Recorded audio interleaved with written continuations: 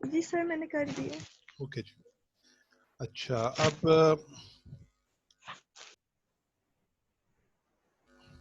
कल जो हम लोगों ने डिस्कस करना शुरू किया था 3D ग्राफिक्स के हवाले से, तो उसमें हमने ये देखा था कि ये 10 किस्म के प्रिमिटिव्स जो कि OpenGL प्रोवाइड करता है, ये तो एग्जिस्ट करते हैं, लेकिन कोई 3D में जैसे स्फीयर, 3D बॉक्स या पिरामिड हैं, ये एग्जिस्ट नहीं करते। They are not primitives. तो आपने इनको यूज करते हुए किसी तरीके से 3D की शेप्स क्रिएट करनी है। एक बात हमने कल ये डिस्कस की थी। दूसरा ये किया था कि जब भी आप 3D की बात करते हैं तो आपको 4-5 चीजों का ख्याल रखना पड़ता। पहला ये कि जो आपका वर्टेक्स होगा वो 3 एजेस पे होगा, एक्स वाई में नहीं होगा जैसे आप 2D में कर रहे थे। अब 3D में है तो आपको एक्स, वाई और जी तीनों एक्सिस की वैल्यूज देनी पड़ेंगी। ठीक है।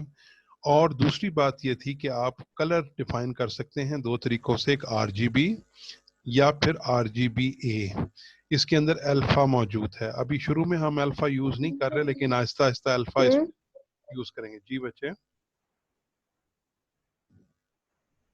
स्क्रीन नजर नहीं आ रही है आप लोगों को? आ रही है सर। अच्छा, मैं मसरा कह रही है कि स्क्रीन नहीं आ रही।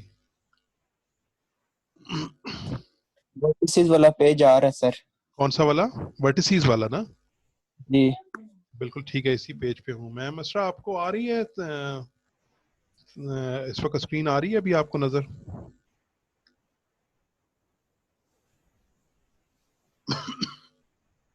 सर मुझे नहीं आ रही, मैं रिकनेक्ट करके देखती हूँ। चलें कर लीजिए।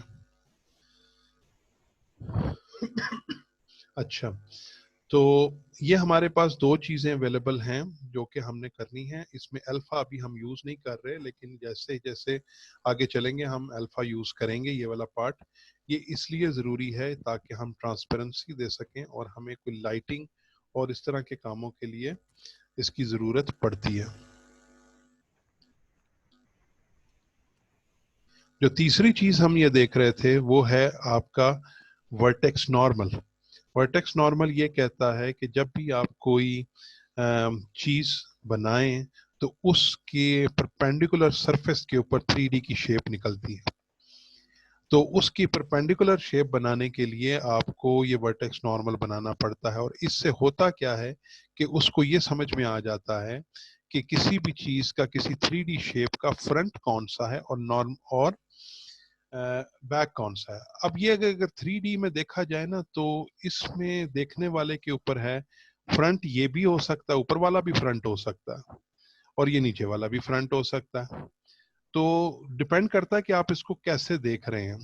तो उसके लिहाज से अगर देखा जाए तो फिर आपके पास जो फ्रंट और बैक है वो देना जरूरी होता है। और हमेशा जब आप ये चीज देते हैं, वैल्यूज असाइन करते हैं, तो उसको काउंटर क्लॉकवाइज असाइन की जाती हैं, और काउंटर क्लॉकवाइज फाइल्स ये पॉइंट्स को डिफाइन किया जाता है। हर वर्टेक्स के ऊपर V0 पे RGBA कलर का 0 कलर दिया जाएगा, इस पे दूसरा कलर दिया गया है, इस पे ये वर्टेक्स नंबर 2 और RGBA 2, और ये 3 जो है वो RGBA 3। तो नॉर्मली हम 0, 1, 2, 3 करके 4 पॉइंट्स को डिफाइन करते हैं। जो लास्ट चीज है वो ये है कि किसी भी 2D इमेज को रियलिस्टिक लुक देने के लिए हमारे पास ये है कि हम किसी 2D इमेज को किसी वैल्यू के ऊपर असाइन करें, उसके ऊपर रैप करें। जैसे मैंने लास्ट टाइम बात की थी कि आपके पास एक सिलेंडर अगर आपके पास अवेलेबल है, और इस सिलेंडर की अगर एक 3D की शेप है, और आपके पास एक 2D इमेज है जो कि आपने कहीं से तस्वीर खींची हुई है, और इस इमेज को आप चाह ये रहे हैं कि आप इसके ऊपर मुकम्मल तौर के ऊपर एक सर्कुलर पाथ में ऐसे करके चिपका दें। तो अगर इसको आप चिपकाना चाहते हैं तो ये आपका सोर्स बन जाएगा, और ये आपका टारगेट बन जाएगा, और इस फंक्शन के जरिए हम किसी वैल्यू को, किसी सोर्स को किसी टारगेट के ऊपर लगा सकते हैं। तो एक ये काम भी करने हैं, तो आहिस्ता आहिस्ता हम चीज़ें देखेंगे। इसके अलावा और बहुत सारे काम हैं, लेकिन हम अपने अपने जो कोर्स है उसमें यहाँ तक की चीज़ को सिर्फ देखना चाहेंगे कि इससे आगे की फिर जो चीज़ें हैं फिर वो बाद में वो ज़्यादा एडवांस लेवल पे चली जाती हैं। फिर हो सकता है नेक्स्ट क्लास में कभी जब हम काम करें तो हम चीज़ों को देखेंगे। जो एक और चीज़ हमने कल देखी थी वो ये थी कि हम जीएल क्वाड्स को यूज कर रहे हैं, जिसके अंदर मल्टीपल किस्म के क्वाड्स होते हैं, इस्तेमाल किए जा सकते हैं। तो हमने एक क्यूब बनाने के लिए टोटल 6 फेसेस बनते हैं किसी क्यूब के, तो हम 6 जीएल क्वाड क्यूब बनाएंगे और उसको हम स्टोर करेंगे जीएल क्वाड्स में। और वो कैसे होगा? जीएल बिगिन टाइप और जीएल एंड टाइप के दरमियान हर वर्टेक्स को, जो हर क्वाड है, हर क्वाड के 4 वर्टेक्स होंगे, क्योंकि क्वाड का मतलब 4 है, तो 4 वर्टिसेस होंगे और हर वर्टेक्स को आप एक्स वाई जी यानी कि एक्स एक्सिस, वाई एक्सिस और जी एक्सिस तीनों के ऊपर शो करेंगे और उसको लिखेंगे काउंटर क्लॉकवाइज। ये हमने देखा था और इसको देखते हुए हमने ये वाला एक कोड करने की कोशिश की थी। इसके अंदर हमने 6 क्वाड्स बनाने हैं। This is our quad number 1, जो कि आपका पहला क्वाड बन रहा है, जो कि ग्रीन कलर का है। This is the quad number 1। और ये जो है ये क्वाड नंबर 2 है, जो कि हमने ऑरेंज कलर का बनाया है। ये हमारे क्यूब का टॉप फेस और बॉटम फेस है। इसके अंदर पहले हमने यहाँ पे उसको कलर दिया है कि वो कौन से कलर का होगा, और उसके बाद हमने इसके अंदर 4 पॉइंट्स दिए हैं, 0, 1, 2 एंड 3। इस पर्टिकुलर केस के अंदर ये पहला वाला पॉइंट ये 0 है, ये वाला 1 है, ये वाला 2 है और ये वाला 3 है। इन चारों पॉइंट्स को देने की वजह से, और इसके अंदर हमने हर पॉइंट में एक्स वाई जी और तीनों एक्सिस की वैल्यूज दी हैं, और दिया इसको हमने जो है वो काउंटर क्लॉकवाइज है। और काउंटर क्लॉकवाइज देने के बाद जब हमने ये क्वाड खत्म किया तो हमारे पास ये एक क्वाड जो है वो बन के आ गया है। इसी तरह से हमने 6 क्वाड क्रिएट करने हैं। इसी की एक कॉपी हमने यहाँ पे क्रिएट की है जो कि ऑरेंज कलर की है। तो ये हमारे पास 3D शेप की एक स्ट्रक्चर खड़ा होना शुरू हो रहा। इसके बाद जो नेक्स्ट हमने काम करना था वो काम ये करना था कि अब हमने यहाँ पे एक और इस तरह से एक सर एक क्वाड क्रिएट करना है। जी बच्चे बोले। सर हमारी मर्जी होती है कि हम क्लॉकवाइज लें या एंटी क्लॉकवाइज लें? नहीं, ओपन जीएल काउंटर क्लॉकवाइज लेता है, आपकी मर्जी नहीं है। आपने हमेशा काउंटर क्लॉकवाइज लेना है। अगर आप काउंटर क्लॉकवाइज नहीं करेंगे, आप वैल्यूज देंगे, तो वो क्या करेगा? लेट्स सपोज कि अगर आपने, लेट्स सपोज कर लेते हैं कि अगर आपने इसको 0 किया है, सॉरी सॉरी, इसको आपने ये 0 वैल्यू दी है और इसको आपने 1 दिया है और फिर ये आपने 2 दिया है और फिर ये 3 दिया है, तो ये शेप ये वाली बन के नहीं आएगी। ये आप करके देखिएगा तो आपके पास शेप डिफरेंट हो जाएगी। ठीक है, ये कैसे, ये इसको, इसका स्ट्रक्चर चेंज हो जाएगा। तो ये आपने काम नहीं करना, इसको हमेशा काउंटर क्लॉकवाइज वैल्यू देनी है। ठीक है, ठीक है। अच्छा, उसके बाद ये आपकी 2 बन गई। 2 बनने के बाद हमने ये एक और चीज क्रिएट की जिसके अंदर हमने फ्रंट और बैक फेस बनाया है। फ्रंट फेस को हमने, ये हमारे पास क्वाड नंबर 3 था और ये रेड कलर का है, और इस रेड कलर को हमने ये जो 4 वैल्यूज हैं ये दे करके इसको क्रिएट किया है। और फिर उसके बाद बैक का जो है, जो कि येलो कलर का है, और ये हमारे पास क्वाड नंबर 4 आ गया है। अब हमारे पास राइट और लेफ्ट की 2 वैल्यूज रह गई हैं। तो अगर हम उसको जाके देखें तो उसमें हमने जो क्वाड नंबर 5 है वो हमने ब्लू कलर में दिया है, और जो क्वाड नंबर 6 है वो हमने एक मेजेंटा कलर में दिया है। तो हमारे पास ये 6 कलर होने की वजह से, हमारे पास 6 फेस बनाने की वजह से हमारे पास ये वाली एक 3D मॉडल बन के निकलता है। तो किसी भी 3D बॉक्स को इस तरीके से आप 6 चीजों से बना सकते हैं। जी बच्चे। सर मेरा क्वेश्चन है कि अगर जब हम कॉर्ड यूज करते हैं तो उसके अंदर हम जो कलर सेलेक्ट करते हैं वो कलर हो जाता है, कॉर्ड के अंदर फिल हो जाता है। बिल्कुल। लेकिन जब लाइन स्ट्रिप जी इस्लाम जब लाइन स्ट्रिप यूज करते हैं तो उसके अंदर अगर उसको फिल करने के लिए उसका वो नहीं, वो लाइन स्ट्रिप में नहीं कलर फिल हो सकता। लाइन स्ट्रिप में कलर फिल नहीं हो सकता। हमेशा कलर फिल कहाँ होगा? जहां आपके पास पॉलीगॉन है या आपके पास क्लोज्ड लूप वाली चीजें हैं, लेकिन जहां आपके पास क्लोज लूप नहीं होगा तो वो कलर तो चलता जाएगा ना, इसलिए कलर जो है उसके लिए जरूरी है कि आपके पास ऐसी चीज हो, ऐसा प्रिमिटिव हो जो कि क्लोज्ड हो। यानी कि अगर मैं आप वापस थोड़ा जाऊं और ये हमारे पास प्रिमिटिव्स हैं, तो आप इसको इसको कलर नहीं कर सकते, इसको कलर नहीं कर सकते, इसको कलर नहीं कर सकते, ये कलर कर सकते हैं। नंबर आपने काउंटर क्लॉकवाइज देने हैं। इसको आप कलर कर सकते हैं, इसको आप कलर कर सकते हैं, इसको आप कलर कर सकते हैं, इसको कर सकते हैं, इनको कर सकते हैं, इनको कर सकते हैं, इनको कर सकते हैं। तो ये जो भी क्लोज्ड है उनको आप कलर दे सकते हैं। अब हर एक में अगर आपने अभी ये एरोस देखे हैं, हर एक के अंदर आप वैल्यूज जब भी आप दें तो आपने काउंटर क्लॉकवाइज वैल्यूज देनी है। तो ये आपने बात हमेशा याद रखनी है।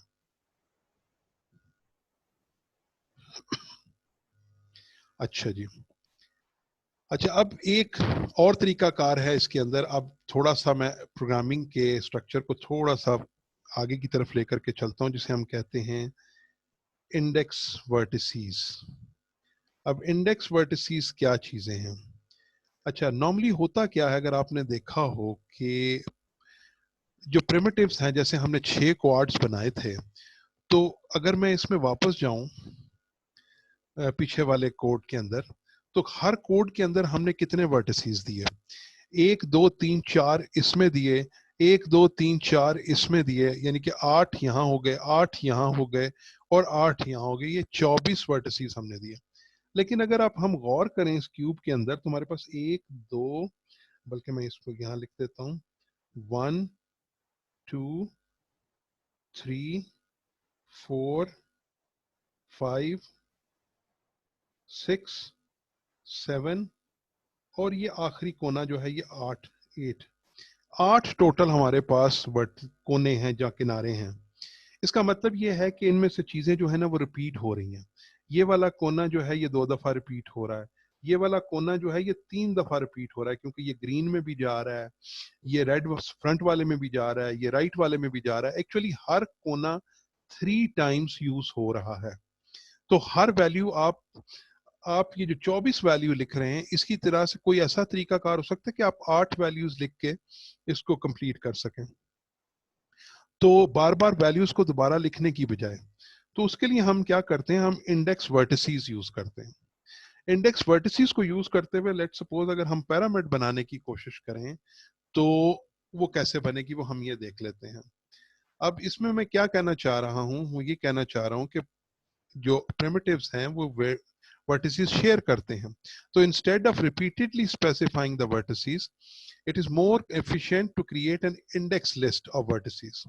तो आप एक एरे बना लें पहले वर्टिसीज की 8 की, या जितने की भी आपको बनाना चाहते हैं, तो उस सूरत में आप उसको लेकर के चल सकते हैं। अगर हम पिरामिड देखें तो पिरामिड के अंदर हमारे पास एक ये वाला कोना है, एक ये कोना है, 2 3 4 और यहाँ पे ये 5वां कोना ऊपर है। तो हमें सिर्फ 5 कोने चाहिए, ठीक है। तो हमें 5 कोने अगर हम किसी एरे में डाल लें, और तो एरे में डाल के हम इसको इस्तेमाल कर सकते हैं।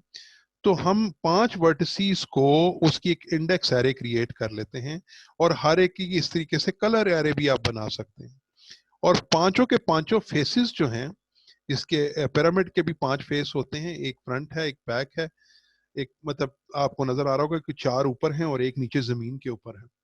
सो 5 फेसेस को करने के लिए आप एक एरे क्रिएट कर लेते हैं। तो इसका अगर मैं कोड आपको दिखाऊं, इसको समझने की कोशिश करें, तो हमने किया क्या है, हमने इधर से एक वैल्यू जो है वो असाइन कर ली है। इसको हमने कहा 0 वैल्यू, इसको हमने कहा 1 2 3 4। हमने 4 वैल्यूज, जो 5 वैल्यूज हैं, उन 5 वैल्यूज की एक एरे क्रिएट कर ली है। ये हमने एक फ्लोट वर्टिसीज की एरे बनाई है। अब ये जो एरे है ये बेसिकली एक्स वाई जी तीन की वैल्यूज की है। तो इसमें आपके पास जो वैल्यूज आ रही हैं, पहले वाले में ये एक्स वाई जी, फिर एक्स वाई जी, और ये एक्स वाई जी, और ये एक्स वाई जी, ये तीनों वैल्यूज इस तरह करके आपने हर एक की लिख ली। तो और ये जो 0th लोकेशन के ऊपर जो वैल्यू है, ये किसको रेफर कर रही है, ये इस 0th लोकेशन को, ठीक है। और अगर ये सेकंड वाली को देखा जाए या 4th वाली को देखा जाए, तो ये 4th वाला जो वैल्यू है वो इसको कर रहा है। अब अगर मैं कोई एरे बनाना चाहता हूं, अब मैं कोई फेस क्रिएट करना चाहता हूं, तो मैंने उसको क्या किया, मैंने कहा कि फ्रंट फेस में क्रिएट करना चाह रहा हूं, तो मैंने उसको 2 4 3 का इंडेक्स दे दिया।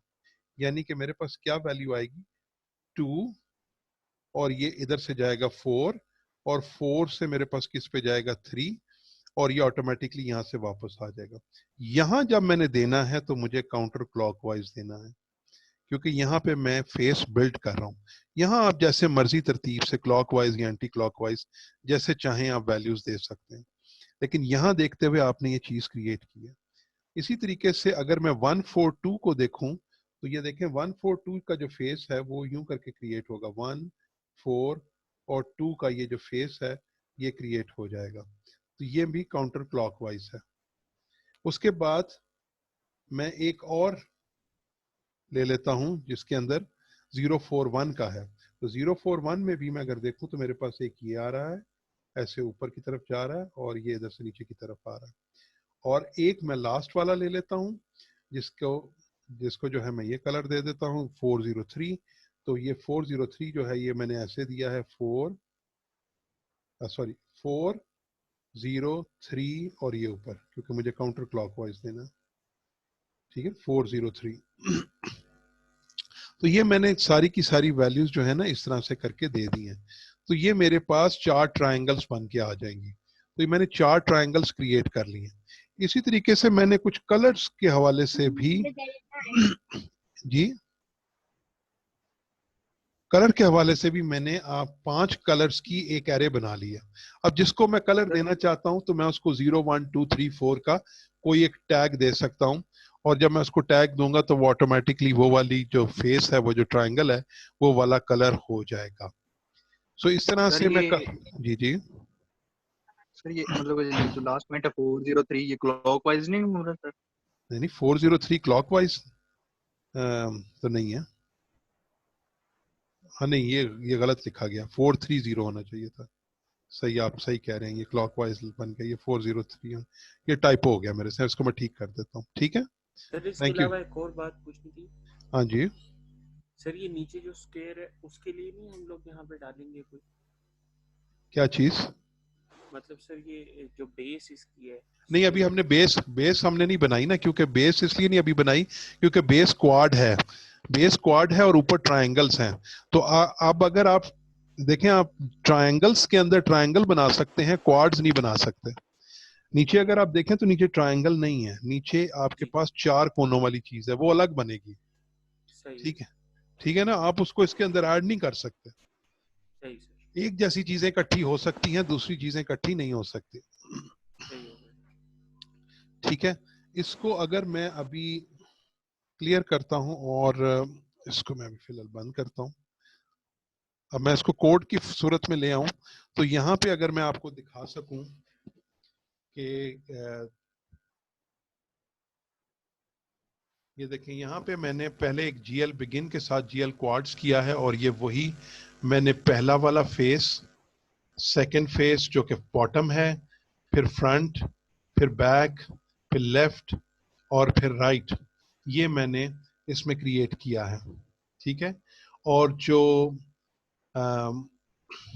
GL ट्रायंगल्स है, उन ट्रायंगल्स के लिए भी मैंने उसी तरीके से, सादा तरीके से मैंने इसके अंदर मैंने वर्टेक्स इंडेक्सेस यूज नहीं किए, मैंने बिल्कुल सादा तरीके से फ्रंट, राइट, बैक और लेफ्ट 4 ट्रायंगल्स क्रिएट की हैं। तो ये 4 ट्रायंगल्स क्रिएट किए, और इसके अंदर जो मैंने कलर दिया है, वो कलर जो है वो मैंने 3 दफा दिया है। उसमें मैंने किया है red, green and blue. Her vertex का कलर मैंने चेंज किया है। अब मैं इसको चला के दिखाता हूँ आपको, फिर उसके साथ हम इसको मैनेज करते हैं। यहाँ पे ये देखें कि ये जो फ्रंट की ये आप देख रहे हैं कि ये एक सॉलिड कलर की क्यूब बन के निकली है, और ये मेरे पास एक बड़ी डिफरेंट कलर्स की है। तो इसमें मैंने किया ये है कि ये जो फ्रंट फेस है, ये जो फ्रंट फेस बना हुआ है, इस फ्रंट फेस के ऊपर ये जो पहला कलर दिया मैंने रेड दिया, तो ये वाला जो कलर था ना यहाँ पे, ये रेड दिया मैंने, और ये वाला वर्टेक्स भी ये वाला था, ये वर्टेक्स जो है ये वाला वर्टेक्स था। उसके बाद मैंने ग्रीन कलर लिया और ग्रीन कलर लेके मैंने इस वर्टेक्स को ये वाला ग्रीन कलर दिया, ठीक है, और ये यहाँ पे मेरे पास ग्रीन कलर आ गया। और उसके बाद तीसरा मैंने क्या किया, मैंने ब्लू कलर ले लिया, तो मैंने इस वर्टेक्स को यहाँ पे ब्लू कलर दिया है और ये चीज इसमें इस तरह से यहाँ पे आ गई। इससे हुआ क्या कि इसने ये जो ट्रायंगल यहाँ पे इस तरह से क्रिएट की है, ये वाली ट्रायंगल, बाकी तो दो ट्रायंगल्स तो छुप गई हैं, ठीक है, और दो ट्रायंगल्स आपको नजर आ रही हैं। एक तो ये बड़ी ट्रायंगल नजर आ रही है, दूसरी ये छोटी ट्रायंगल जो यहाँ पे है ये आपको नजर आ रही है। तो किया क्या है मैंने कि मैंने इसके अंदर कलर डिफ्यूजन की है। तो इस तरीके से आप कलर डिफ्यूजन करके इसको ज्यादा खूबसूरत भी कर सकते हैं। जबकि ये जो है पर्टिकुलर, इसको हमने सॉलिड कलर में बनाया। इसके अंदर भी आप ये कर सकते हैं कि इन चारों कोनों को 4 मुख्तलिफ कलर दे दें। तो अगर आप इन चारों कोनों को 4 मुख्तलिफ किस्म के कलर देंगे तो आपके पास इसी तरीके से एक डिफ्यूज्ड कलर्स बन के आ सकते हैं। तो आप इसको मजीद खूबसूरत कर सकते हैं।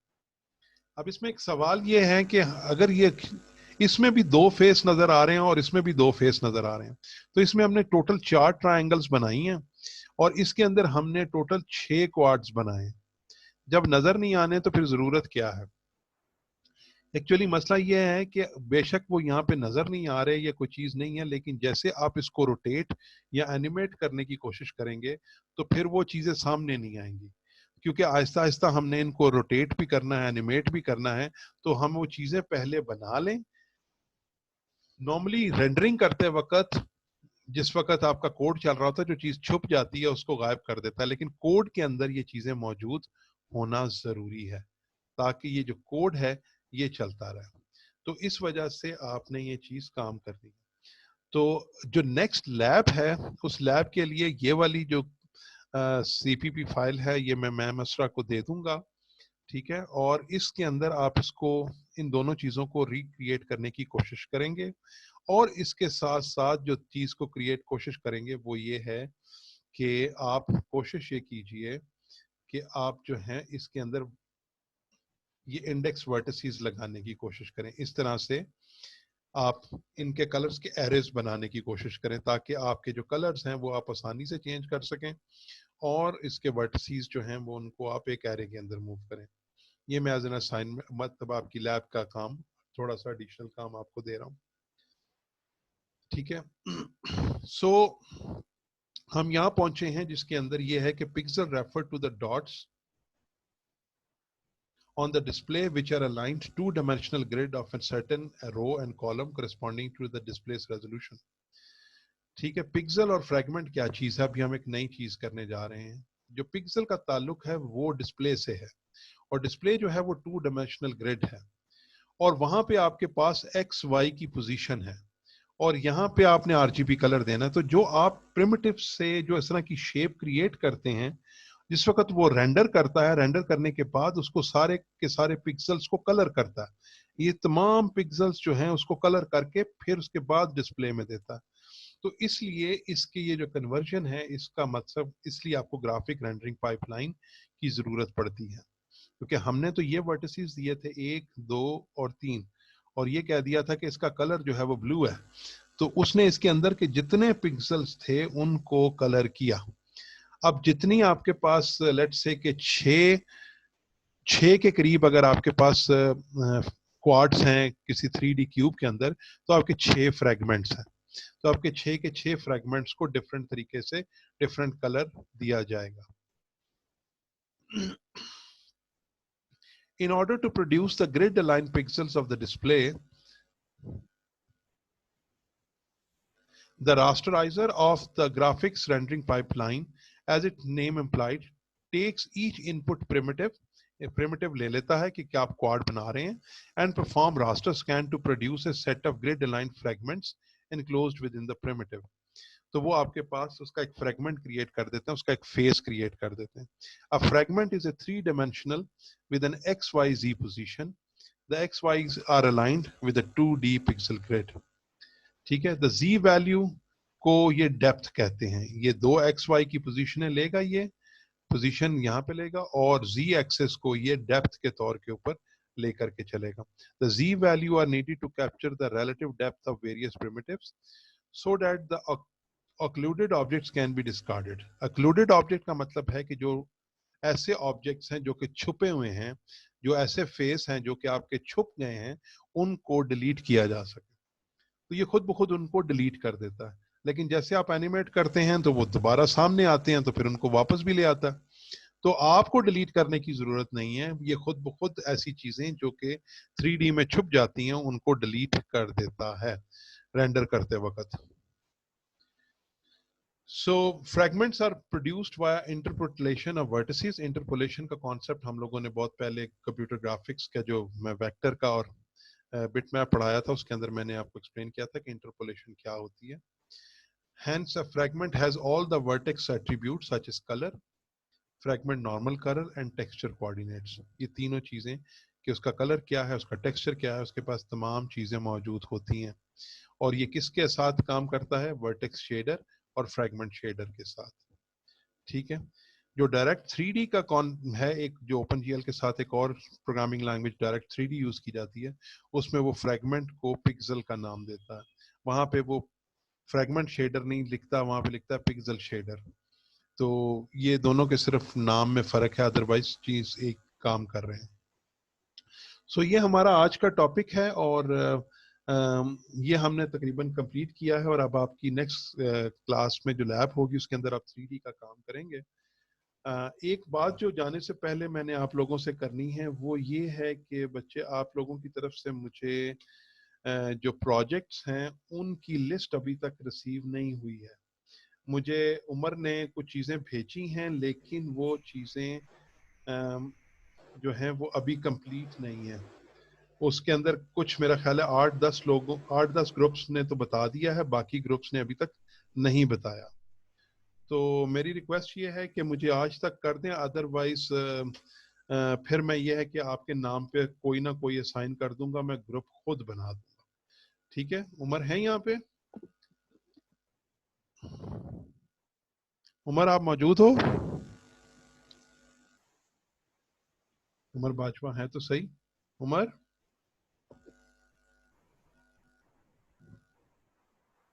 लॉगिन करके कहीं चले जाते हैं आप लोग हैं?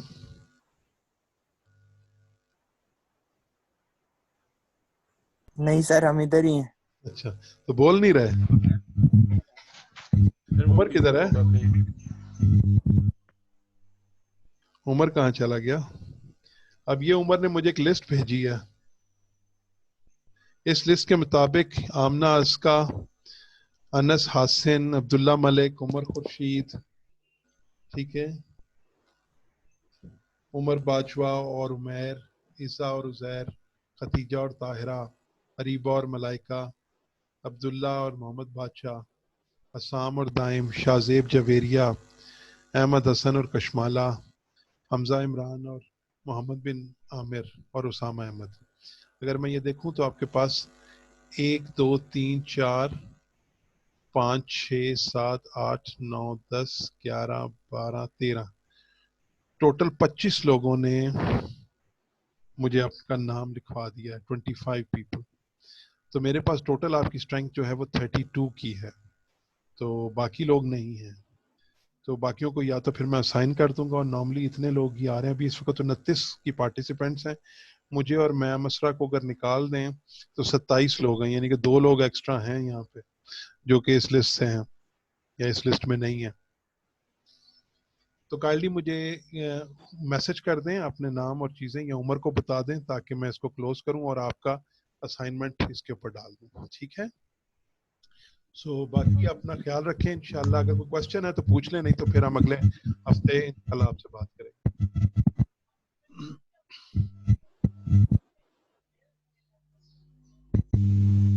सर कोई क्वेश्चन है? ये बच्चे बोले. सर वो दिन शाम ही नहीं समझ आती, किस तरह करेंगे? क्या चीज नहीं समझ आ रही बेटा? सर वो दिन और शाम किस तरह करेंगे? क्या मतलब? मतलब सर वो जो आपने हमें प्रोजेक्ट दिए हैं वो वाले. बच्चे वो आपको बताएंगे. पहले आप प्रोजेक्ट सेलेक्ट तो करें, फिर हम आपको समझाएंगे कि कैसे करना है. सर वो कर लिया लेकिन ना वो देख रहे वो अब हम करेंगे आपके साथ, एक मीटिंग करेंगे सबके साथ, डोंट वरी, इंडिविजुअल मीटिंग करेंगे, आपको समझाएंगे, ठीक है। ठीक है सर।